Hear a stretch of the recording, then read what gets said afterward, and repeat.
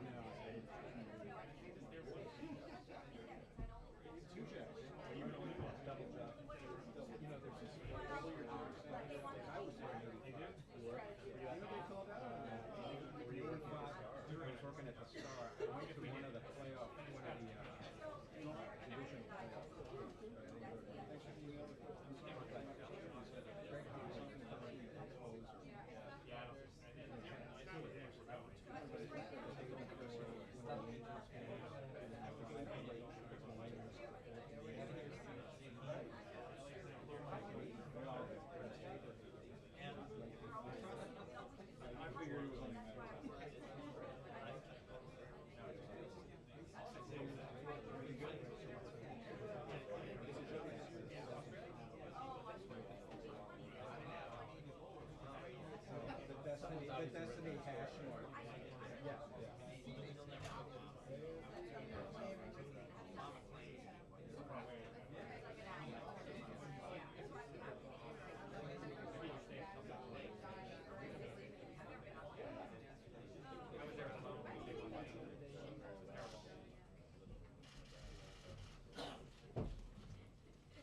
Afternoon, everybody. Nice to see you all. Apologize for the delayed start today. Jim, do you want to get started with questions? Sure. Thank you. Yes, sir. And congrats on the work. Thank you. We're pretty excited about him. So I think Sim Mellinger, who's the sports columnist at the Kansas City Star, I think said it best that for a long time we spent most of the year talking about how the Royals haven't been to the playoffs in 29 years. It's now true that the Royals haven't lost a playoff game in 29 years. So, well said. So anyway. So, can you fill us in on what the president has been doing today or will be doing today regarding Ebola? It seems that, you know, you canceled, he's been talking about not wanting to create a panic, yet for the second day in a row he canceled his other activities, and I wondered if that doesn't by itself kind of contribute to that sense that something is really amiss. Well, I think what it contributes to is the sense of urgency that the president and members of his administration feel about dealing with this situation. You'll recall, Jim, that yesterday the president did convene a meeting with members of his cabinet and other members of his senior staff who are responsible for the response to this particular Ebola diagnosis and to the broader Ebola outbreak that has occurred in West Africa. Today, the president will meet with some members of that team here at the White House to continue these discussions and to follow up on some of the actions that the president directed out of that meeting. To be clear, what the president directed out of that meeting is a commitment on the part of the federal government to ensure that we're doing everything necessary to detect, isolate, and treat Ebola patients when they materialize at healthcare facilities in this country, and that we do that in a way that protects healthcare workers and the broader American public. That is a core priority. At the same time, the president wants to ensure that those efforts do not distract from the very important work that's being done in West Africa. Our experts tell us that the only way to completely eliminate risk from the Ebola virus to the American public is to stop this outbreak at its source. And that's why CDC officials have been on the ground in West Africa for 7 months now, dealing with this specific Ebola outbreak. And it's why last month the president announced a significant commitment of resources from the Department of Defense to lend their logistical expertise to improve the flow of personnel and supplies that are being used to mitigate the outbreak in the region. So that was the topic of extensive discussion in yesterday's meeting. I'm confident it will be the topic of discussion in the follow-up meeting that the president will convene later today. In addition to that, the president will also convene a series of phone calls.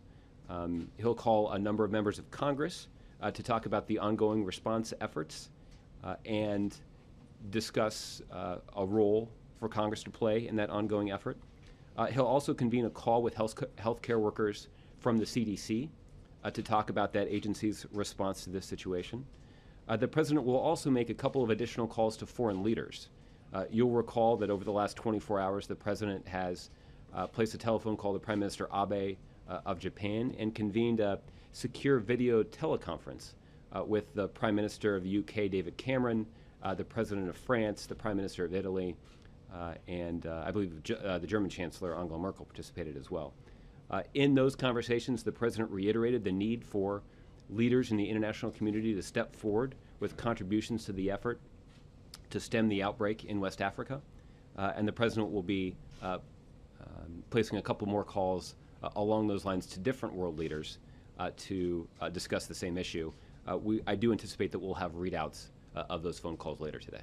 But reports on that response to provide logistical support in West Africa, it reports today that the president might sign an executive order directing the National Guard to be deployed in Liberia. And can you elaborate on that? I'm not in a position to elaborate on that.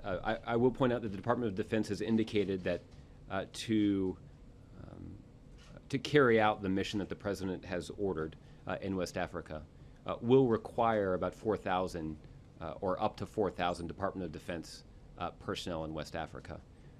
So in terms of the composition of that force, I'd refer you to the Department of Defense. I would anticipate that they'll be able to share some more details with you about the composition of that force in the next day or two. Would that require a presidential executive order if it were to extend to the National Guard? Well, again, for the mechanics of deploying that force, I'd refer you to the Department of Defense. I frankly, I'm not sure if a specific presidential executive order is required to do that. It may be, but the Department of Defense will know for sure. Also, as you pointed out, the president has been drawing attention to the outbreak in West Africa and how serious it is there. And I'm wondering whether, because of that, and in response to some comments from members of Congress, is the administration reconsidering the the idea of a temporary travel ban from the afflicted region? At this point, Jim, that's not something that we're considering. And this is something that's been raised a couple of times. And so let me give you a little bit more insight into the thinking about that.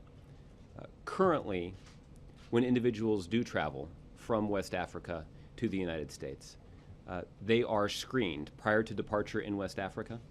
They are screened again once they enter this country, and they're subjected to heightened screening if they have traveled in these 3 West African countries in the last 3 weeks or so. That is an indication that we are taking the necessary steps to protect the American public. That is our core priority, and that is why the President has directed that these heightened screening measures be put in place at the airports where 94% of travelers from Western Africa arrive in this country. Now, if we were to put in place a travel ban or a visa ban, it would provide a direct incentive for individuals seeking to travel to the United States to go underground and to seek to evade this screening and to not be candid about their travel history in order to enter the country. And that means it would be much harder for us to keep tabs on these individuals and make sure that they get the screening that's needed to protect them and to protect, more importantly, the American public. So we want to keep those lines of transportation open so that those individuals who seek to enter this country, and again, it's a relatively small number, about 150 a day that enter this country. We want to make sure that those individuals are subjected to the heightened screening measures that the President put in place a week or 2 ago. Now, separately, and I've mentioned this before, it's also important for us to keep this line of transportation open because commercial transportation is critical to ensuring that supplies and equipment can get to the region. And what that means, if we acknowledge that what the experts tell us, that the only way we can completely eliminate risk of the Ebola virus to the American public is stopping the outbreak at its source, we need to make sure that we're surging supplies and equipment and personnel to the region, not putting in place a travel ban that would only restrict the movement of those materials that are critical to the effort to stem the outbreak at the source. But nobody's talking about banning going into it. It's coming out of the afflicted region. That's the issue. Right, but if essentially if you're a commercial air carrier, I know nothing about the commercial airline industry, but ostensibly you're not going to fly a bunch of planes to West Africa and then fly them out of there while they're empty. So as a practical matter, putting in place that travel ban would make it harder for the international community to respond to this incident and to mobilize the personnel and equipment that's necessary to stop this outbreak at the source. And again, the reason that we're focused on stopping this outbreak at the source is not just because it is the humanitarian thing to do, it's also the right thing to do to protect the American people. Okay? Jeff? Josh, with schools being closed in some states because of this, is there a concern at the White House that people are overreacting to the threat of Ebola? And would you concede that the White House's efforts to sort of avoid a panic are not working? Well, Jeff, what I would say in terms of the steps that individuals are taking to protect themselves and their communities, I would encourage them to be cognizant of the medical advice of experts. What the experts tell us is that the likelihood of an Ebola outbreak in the United States is exceedingly low. There are a couple of reasons for that. The first is we know very clearly how the Ebola virus is transmitted. It's not transmitted through the air. It's not like the flu. It's not transmitted through water that you might drink in the United States or food that you might eat in the United States. It's only transmitted when individuals come into close contact with the bodily fluids of an individual that is already exhibiting symptoms of Ebola. That is why, tragically, we have seen a couple of healthcare workers who were trying to meet the medical needs of an Ebola patient in Dallas, who obviously did have to come in close contact with that individual. And tragically, they did contract the Ebola virus. But the risk that they faced was obviously very different than a risk that the average American faces. So that's the first thing. The second thing is people should be confident in the ability of our medical infrastructure to to deal with Ebola cases as they arise. As I mentioned at the beginning of this briefing, the President did direct his team to ensure that we're doing all that's necessary to detect, isolate, and treat Ebola patients in the United States, and that we do that in a way that protects both healthcare workers and the broader American public. I'd point out that there are already a number of cases of Ebola patients that have been treated in the United States. There were a couple of, I guess a total of 4 or 5 humanitarian aid workers who did contract the Ebola virus while they were treating Ebola patients in West Africa, who were transported to medical facilities in the United States at Emory University Hospital in Atlanta and at a medical facility at the Nebraska Medical Center. These facilities demonstrated an ability to treat those patients. Some of the patients who received treatment there have already recovered and been released. The President's had the opportunity to meet a couple of them. And those patients were treated in a way that protected the public in those communities and protected the healthcare workers who rendered them life-saving aid. So we do have a track record of being able to handle cases like this, and that should inspire some confidence across the American public as well. Do you think people are overreacting when they're closing schools? Well, again, I would encourage those individuals who are responsible for making decisions about protecting their communities to rely on the medical advice from experts about the prudent steps that they can and should take to protect their communities. Has the White House been monitoring the stock market drop, and do you think Ebola is related to that or is helping to spur that? Jeff, I can tell you that there are a lot of things that are monitored at the White House, including the financial markets, not just in this country, but also around the world. I'm not in a position to play market analyst today.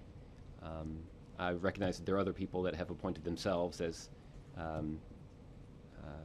individuals who have keen insight into the kinds of things that are driving the market. But that's not something I'm going to speculate on from here. Concerned about the market drops elsewhere in the world? Well, we've talked, again, I'm not in a position to talk about specific markets, but I do think that there are indications that broader economies in countries around the world, including economies that are closely linked to the United States, have seen some weakening in recent months. That's something that we are concerned about. At the same time, it underscores the strength of the American economy, that even in the face of some declines that we're seeing in other markets or in other economies, the U.S. economy continues to gain strength. And that is true based on almost any measure, whether it's the job market, whether it's an evaluation of economic growth, even consumer confidence indicates that the U.S. economy is demonstrating the kind of resilience that right now is the envy of the world. The vast majority of the credit for that resilience goes to American workers who through their grit and determination have helped this economy recover from the worst economic downturn since the Great Depression. Certainly our entrepreneurs, our small business owners, and our innovators deserve a lot of credit for what they've done to drive our economy forward. But to those other economies, Josh? But what's important is that people understand that the difficult decisions and the policies that this administration put in place in the depths of that economic crisis have also supported this broader recovery. And a lot of those policies were the subject of quite a bit of controversy and criticism from the president's political opponents. But the fact of the matter is, what the approach that this president implemented for this country has served the country and our citizens extremely well, particularly when you consider how that stands in contrast to the policies that were put in place in other countries and the results that were experienced by other countries. In terms of our outreach, the president, as I pointed out, has been in touch with leaders of other countries quite a bit in the last few weeks, and he'll continue to be. I also would anticipate that these kinds of conversations will be taking place in the context of the G20 meeting in which the president will participate next month. All right. Jennifer. You mentioned that the president will be reaching out to members of Congress today. Who is he going to be calling, and what is he going to ask them to do? You said that members of Congress have a role that they can play. What is that role? Jennifer, at this point, I'm not. I don't believe the president has placed those calls, but he is planning to do so later this afternoon. If we have more information about those calls that we can release at that point, we'll let you know. More broadly, what does the White House see Congress's role as? Well, certainly Congress obviously controls the purse strings, and so it's important for us to make sure that members of Congress who have an interest in this issue and have an interest in the kinds of policies that will contribute to this response are aware of the strategy that we're pursuing and are on board with it. We certainly want to give those members of Congress an opportunity to offer up their advice. If they have some suggestions for some policies that we can put in place that might benefit this response, then we're certainly going to consider those as well. But again, I don't want to get too far ahead out of these conversations that haven't occurred yet. But if there's more information that we can share about them, I'll let you know. Okay. Christy? Thank you, Josh. Have there been conversations about designating particular hospitals that are the place for Ebola patients or people who are experiencing Ebola symptoms to go to? And does the White House think that might make sense? Well, I'll say a couple of things about that. A designation like that would be the responsibility of the CDC. They obviously are the point of contact for hospitals all across the country. Right now, well, what you have obviously seen in the last couple of days is that the patients in Dallas have been transferred to those facilities, one in Emory that has a track record of treating Ebola patients.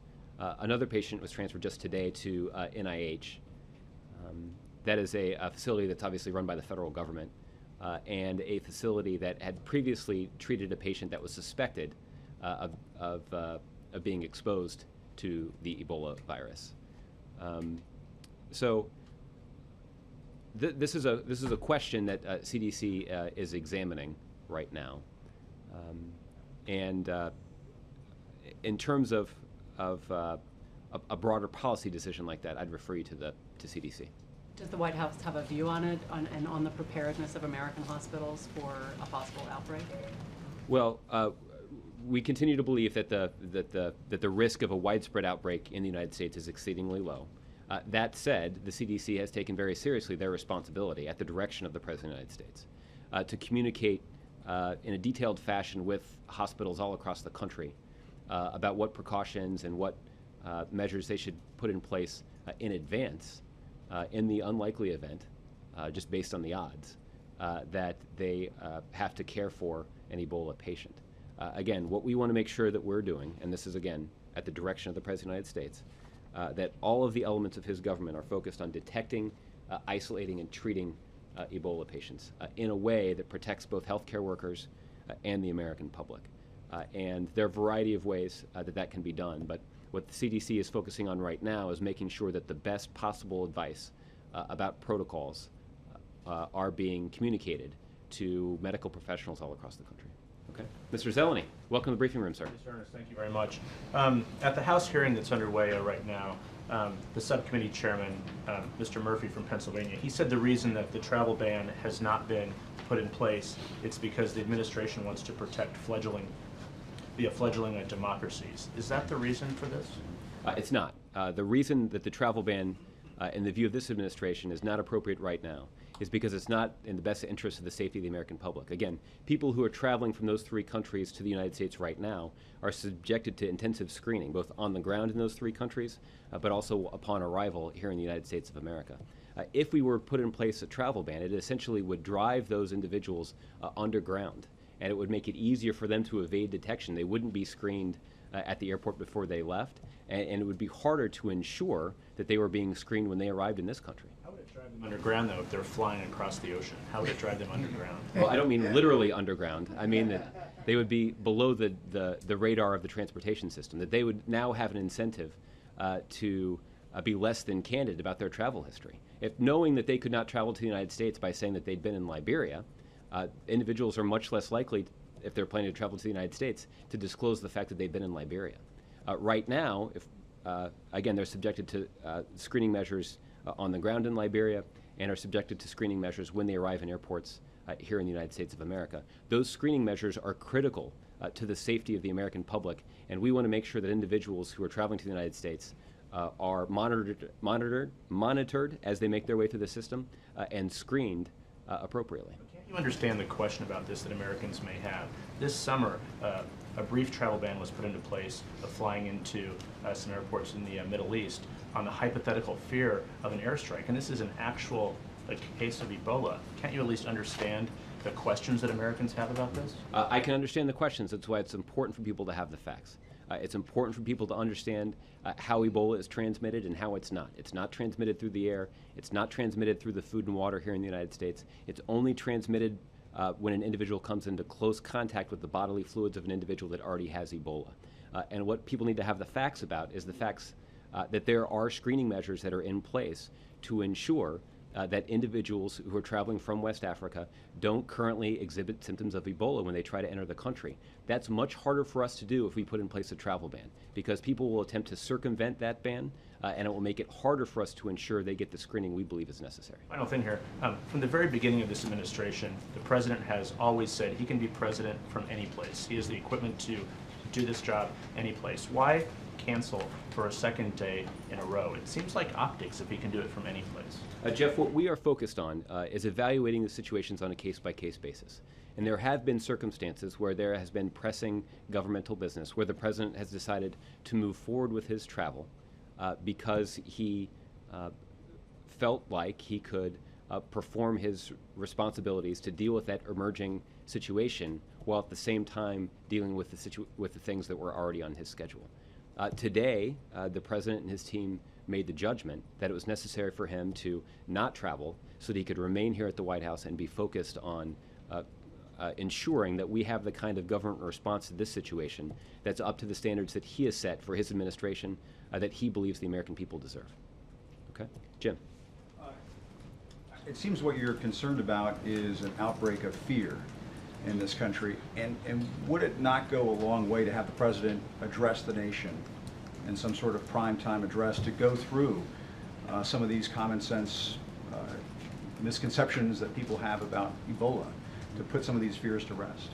That's not something that we're considering right now, but you know, Jim, I think this is a place where the American public are depending on faithful public servants like yourself who communicate with them on a daily basis, that when they see your face on CNN with that CNN logo there, they can count on the fact that they are getting accurate information about the world and accurate information about the threats that's facing them and their families and their communities.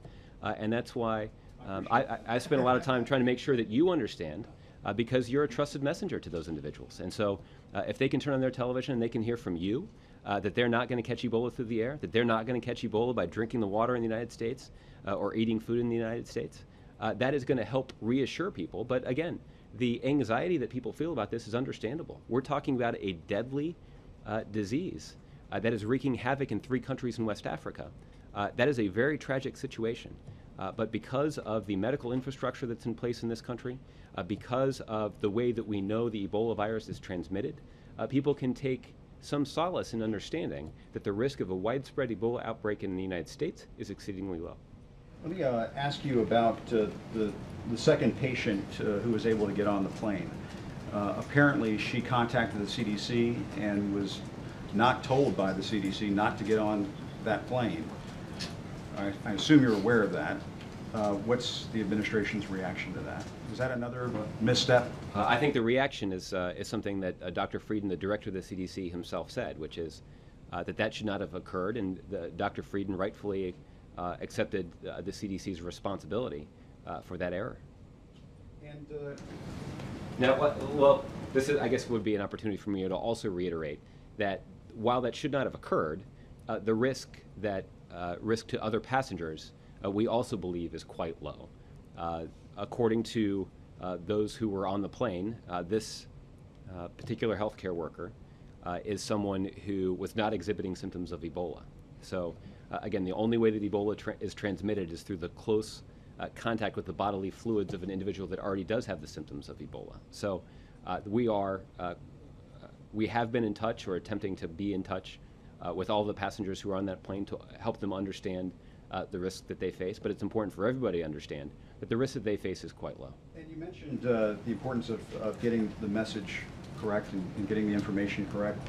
It's also important to get the response correct. Absolutely. And Bruce Braley, who's a congressman, Democratic congressman running for the Senate in Iowa, said at that hearing that my colleague, Mr. Zeleny, mentioned, that he's greatly concerned that the administration did not act fast enough in responding in Texas. That's a Senate candidate who is in a very tight race with the balance of power in the Senate on the line, saying that your administration did not act fast enough. Fair criticism? Well, Mr. Braley is somebody that has a reputation for being willing to speak truth to power, whether they're in the same party as him or not. I think this is another indication that he's willing to do in that. that sense. I think Dr. Frieden himself has acknowledged that there have been some shortcomings in the federal government's response to this situation. I acknowledged as much yesterday in the briefing as well. You keep I going think back and saying Dr. Frieden has acknowledged. Does the White House, I guess I say that because he said that. does the White House acknowledge that this response? I did that yesterday, Jim. It continues to be true today. And what I would encourage people to do is to continue to evaluate the response by looking at what the administration has done to respond to those shortcomings. That the president talked yesterday about how the Centers for Disease Control is standing up a SWAT team of experts that can more quickly respond to hospitals that have diagnosed an Ebola patient. That these experts can be on the ground within 24 hours to be there with the healthcare workers at the hospital to make sure that this patient is getting the kind of medical assistance they need, while at the same time the health and safety of the workers in the hospital and the general population of the community is protected. That is a reaction to the shortcoming that Dr. Frieden has acknowledged in this response. What you've also seen from the CDC is improved guidance to the healthcare workers at the facility in Dallas about the protocols they should put in place to protect themselves when they're treating Ebola patients. There are lessons learned that are being gleaned from that event, and as there is strengthened guidance for the CDC to communicate to healthcare professionals across the country, they will do that, and I would anticipate they would do that soon. The other thing that you have seen the CDC do is more actively monitor the health status of healthcare workers from the Dallas facility that we know treated the index patient. They are doing this in response to the fact that one and now two healthcare workers has contracted the Ebola virus while treating that patient. The CDC has appropriately responded by ramping up their monitoring of other healthcare workers who are frankly now at more risk than was previously thought. And again, that does, as some critics have already pointed out, including Mr. Braley, that there have been some shortcomings in our response. I think this also indicates a commitment on the part of this government at the direction of the President of the United States to the kind of tenacious response that will ensure the safety and welfare of the American public. Okay. All right. Chris. There have been a number of statements by Dr. Frieden that suggest that they wish they had done things differently, that he wished there had been a rapid response team in place, or a SWAT team, as you call it earlier. He said that the nurse indeed should not have traveled, that there's a need to enhance the training and protocols, that they've not yet been able to specify what the breach was that caused these infections. And now we understand that the CDC guidelines that have been criticized as too lax are being beefed up to be more in line with Doctors Without Borders.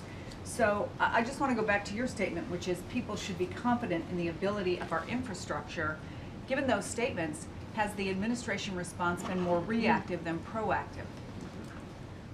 Well, Chris, I think I can evaluate that statement in a number of ways. The first is the federal government, principally through the CDC, but also working with USAID, has been focused on responding to the Ebola outbreak in West Africa since March.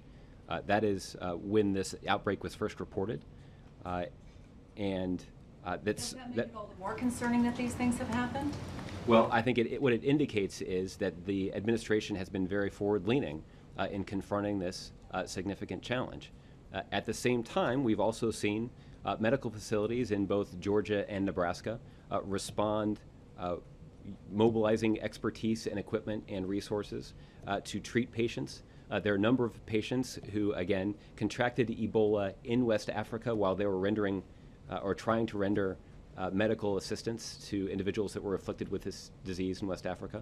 Those individuals were evacuated to the United States because of the confidence that we have in the medical infrastructure in the United States to both treat these individuals, but also to ensure that while they were receiving treatment, these individuals would not spread the disease to others in America.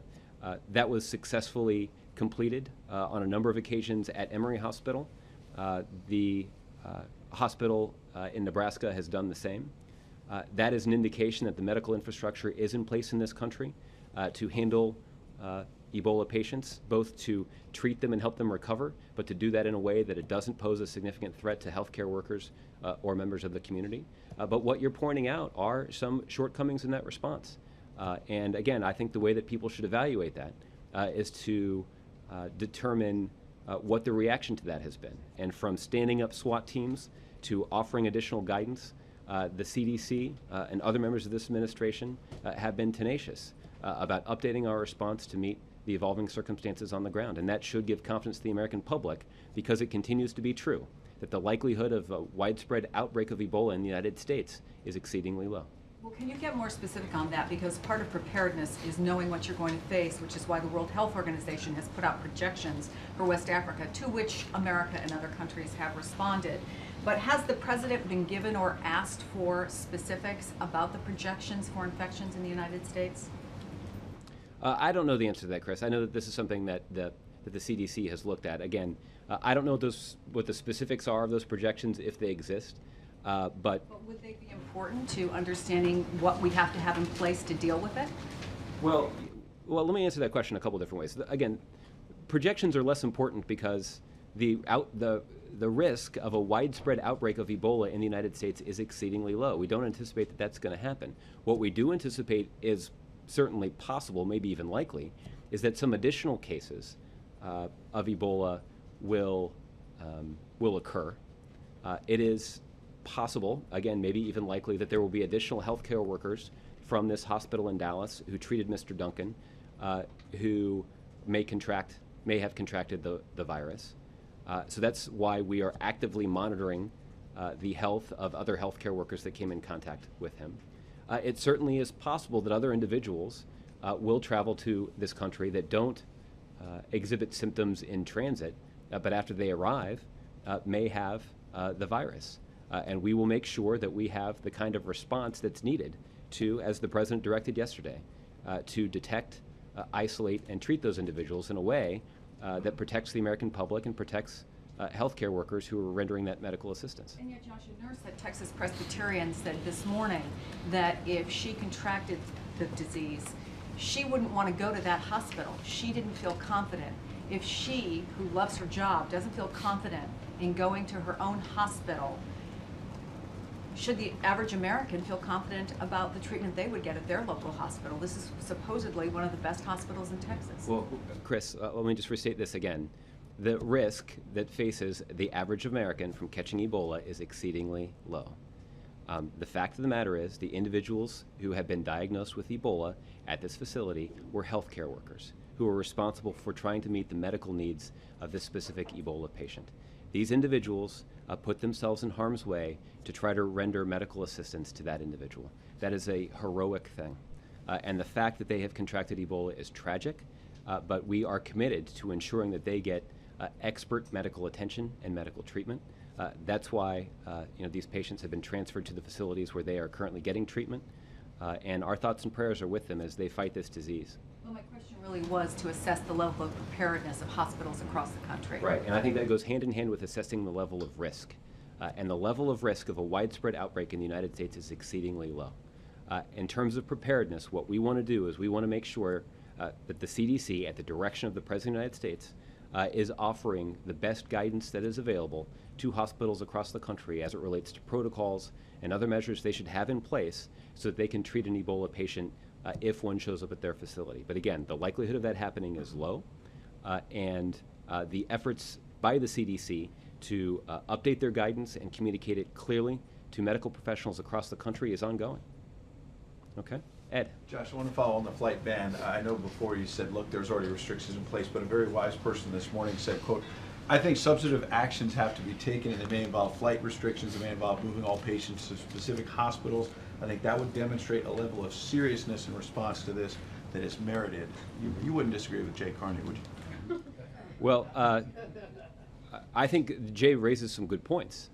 And I think, again, that is why you have seen this administration, in response to some of the shortcomings that have been identified, ramp up our response to make sure that we are closing those gaps. But he says a level of seriousness.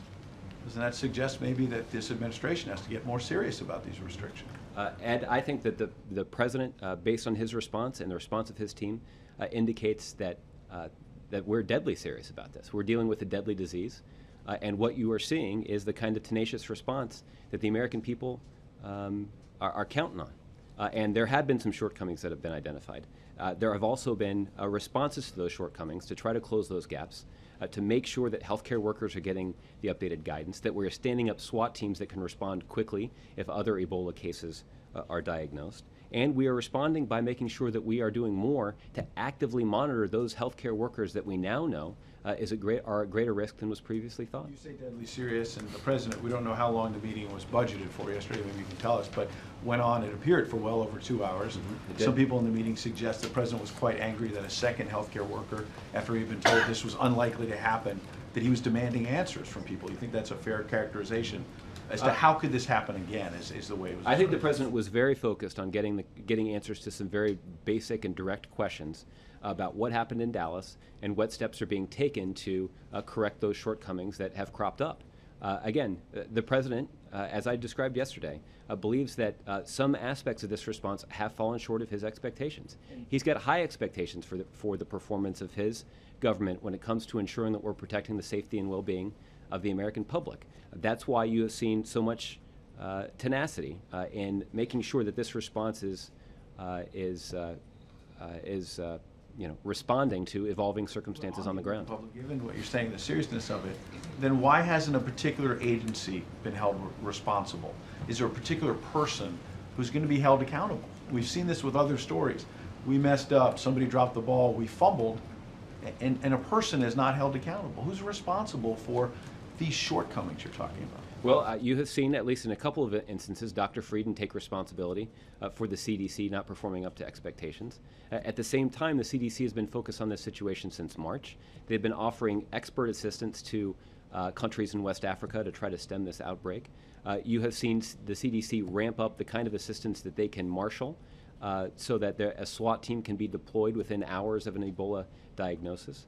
You've seen the CDC draw on their expertise to give clearer and better guidance about the protocols that healthcare professionals in Dallas and across the country should follow when treating an Ebola patient. So again, as we've said in a lot of these situations, it's important for people to evaluate the response. And I think what you're seeing is the kind of tenacious response that the president expects. There's a lot more work to be done. A couple quick follow-ups on other subjects. Bo Bergdahl, we haven't heard about him in a long time. This administration promised months ago there was going to be a full investigation of whether the law was broken in terms of notifying Congress and whatnot. I understand the investigation's still in the hands of the Army right now.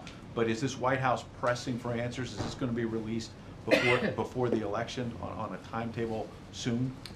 Ed, I believe that I haven't talked about Bo Bergdahl in a while either, but my recollection is that this Department of Defense review that is currently underway is focused on determining how exactly Sergeant Bergdahl fell into the hands of the enemy. And it's my understanding that review is still underway, so I'd refer you to the Department of Defense. A review of why, about the prisoner swap, correct? Isn't it also about the 30-day notification for Congress and... Yeah. I can check on that. I know that there are a number of members of Congress who have been very interested in that issue. The fact of the matter is the president determined that this was clearly in the national interest. The Secretary of Defense certified that this transaction could take place in a way that mitigated the risk to the American people, and it secured the release of an American soldier. And the president believes that was the right move. I don't know if there's any ongoing review of that specific aspect of this situation, because the president still believes that was the right thing to do, and that living up, as the commander-in-chief, he felt it was important to make sure that this administration and this government were living up to the principle that we don't leave anybody behind. Last one, any update on when we might get some figures on how much it costs taxpayers for the president to fundraise? I don't have any specific stats on that, but we'll work with you on that. Okay. Carol? To follow up on Chris's question earlier, each of those instances that she laid out at the start of her question about the various shortcomings that have come up in the response to Ebola, at each of those times, what the public was hearing from the White House, from CDC, was that there were these strict protocols in place and there was no cause for concern. And now you're in a position of saying, well, we've now implemented X, Y, and Z in response to those shortcomings, and everybody should feel confident in the process now as it is. How is that? Why should people believe you now? Are you concerned about an erosion in public trust based on what you've said previously and what you're saying now and what's happened in between? And how much of is that a challenge for you guys going forward? Is there a way where you can get on the other side of that? Well, I think let me just give you one example about how the CDC has approached this specific issue as it relates to the protocols for using personal protection equipment. One thing that the CDC did was they actually deployed a couple of nurses from the hospital at Emory that had successfully treated a couple of Ebola patients in their hospital and sent them to this facility in Dallas to do some peer-to-peer training about the proper use of personal protection equipment. So that is an indication where we're taking best practices from one medical facility that had had success in safely treating an Ebola patient and transferring those best practices to other hospitals. I think, again, what Tom Frieden, the director of the CDC, acknowledged is that that the CDC should have acted sooner to make sure that those kinds of experts were on the ground in a more timely fashion to ensure that the proper protocols were in place and that they were being properly implemented. I think it is fair for the American public to take some confidence in the fact that we have taken the best practices from a facility that has successfully undertaken this effort and are applying that best practice to at least one other hospital and communicating that best practice to hospitals all across the country. To be clear, the president is fully confident in the system that's in place now, given those changes that have been made. The president continues to be confident in the advice that we're getting from our medical and scientific experts about what is necessary to treat Ebola patients in a way that protects healthcare workers and protects the American public. In fact, the president has directed that every member of his team, including at the CDC, are doing everything that they can to ensure that Ebola patients are properly detected, isolated, and treated, and all of that in a way that's consistent with protecting the American public and healthcare workers who are responsible for meeting their medical needs. April.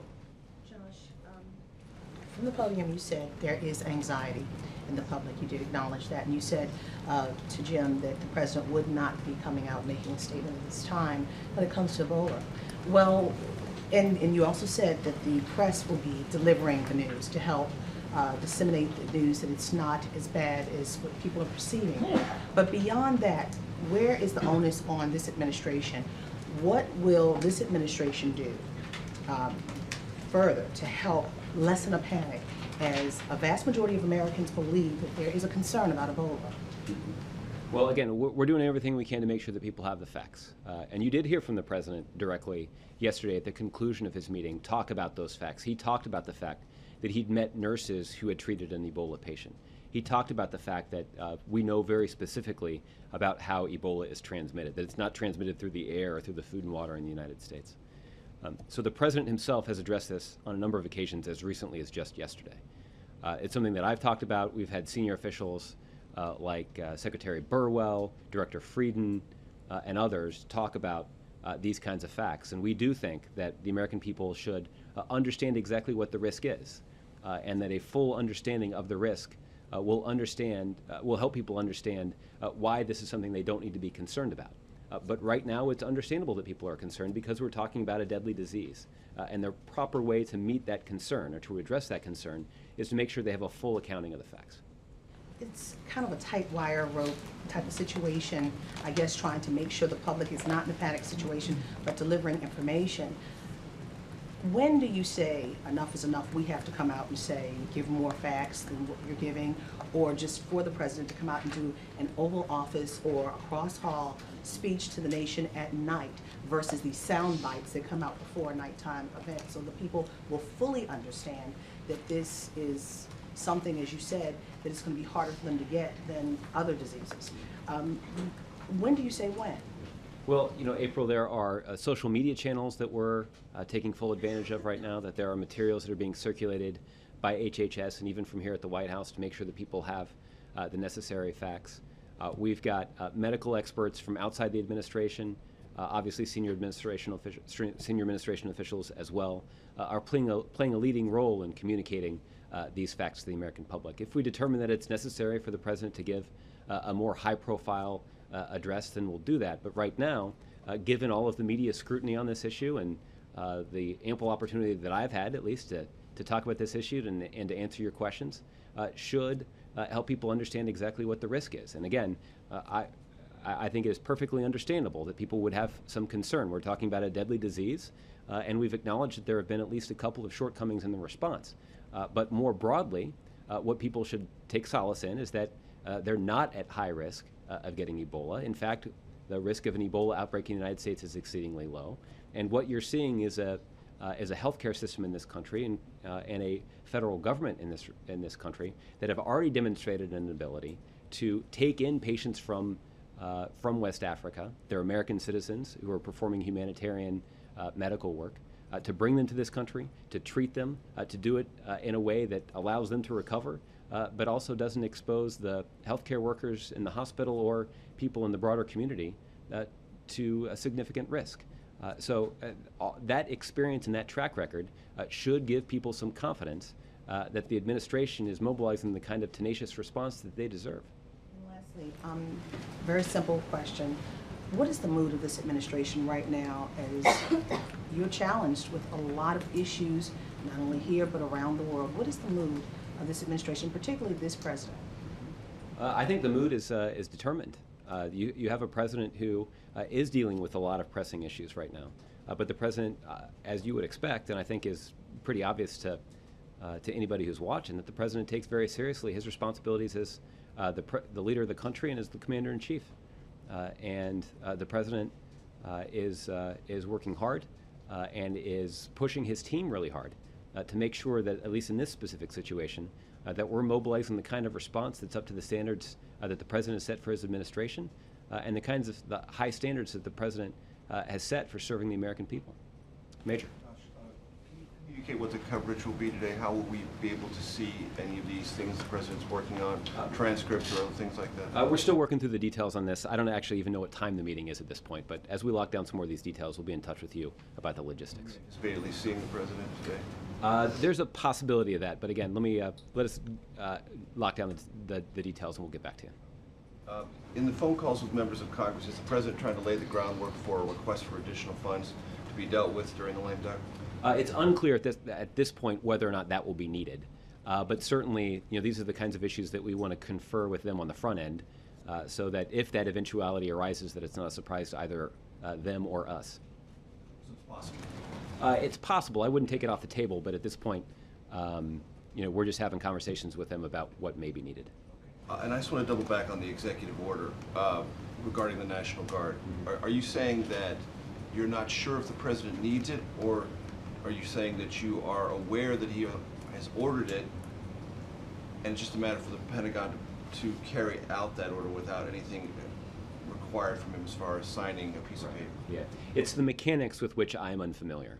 The president has laid out very clearly what the mission is. The Department of Defense has told the president that will require about 4,000 Department of Defense personnel to execute the mission the president has directed them to execute.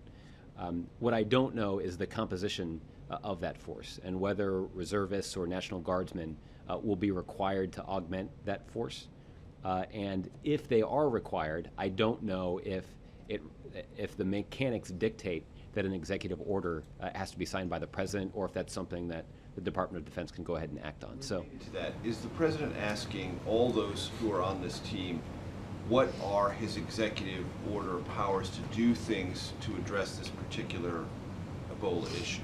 Nurses have asked for him to do things as far as using his executive power to make some very clear communications about clothing or other procedures in hospitals. To what degree is the president asking for that information and contemplating using something you've talked about a lot this year, his pen, to address some of these shortcomings and improve the federal response? well, out of the meeting yesterday, the president was very clear about directing his team to make sure that we are using all the necessary federal resources and authorities to detect, isolate, and treat Ebola patients, and do it in a way that we could protect the American public and the healthcare workers who are rendering them assistance. So that is something that, if necessary, the president, I'm confident, will not hesitate to use. But at this point, I don't know if it's necessary for, or at least we haven't come across a situation where it's necessary for the president to invoke a specific executive order or an executive authority in order to get something done. Obviously, a lot of this response is being driven by the executive branch of government, and that's why the kind of whole of government approach that you've seen is one that the president is leading and directing, and will continue to do so to ensure that we're meeting the high standards that he's set for his administration. On ISIL, since a week ago, from Thursday to today, roughly 150 people have been killed in suicide bombs in Baghdad. 36 died today in a massive attack. Does the administration believe this is a signature tactic of ISIL, and this is something that has been introduced new into the reality of Baghdad, and even if it may not be under immediate threat from a full-on assault from ISIL from the West, it is nevertheless having its daily rhythms and life vastly disrupted by an ISIL tactic that is somewhat new? Let me answer your question in a couple different ways. Let me first start by saying that Deputy National Security Advisor Tony Blinken was in Baghdad and Erbil over the last 3 days to meet with senior Iraqi officials and U.S. Embassy and consulate staff to discuss the latest political and security developments in Iraq and the region. That presumably, Major, includes the recent spate of bombings that we've seen in and around Baghdad. In his meetings, Mr. Blinken emphasized the United States' commitment to continued support for the Iraqi government and security forces in safeguarding a unified Iraq and combating our common enemy, ISIL. Tony's meetings in Baghdad included discussions with President Massoum, Prime Minister Abadi, Council of Representatives Speaker Jabouri, Foreign Minister Jafari, National Security Advisor Fayyad, and other senior Iraqi officials. In Erbil, Mr. Blinken met with the Iraqi Kurdistan Region President, the Kurdistan Regional Government Prime Minister, and he also received a briefing from UN officials on the humanitarian situation in Iraq, including assistance to displaced people and refugees. Mr. Blinken's comprehensive discussions in Iraq covered the full range of issues at stake in our cooperation with the Iraqi government and people in the fight against ISIL. He expressed appreciation for the government of Iraq's progress in forming an inclusive government and in resolving political differences so that the strongest possible force is brought to bear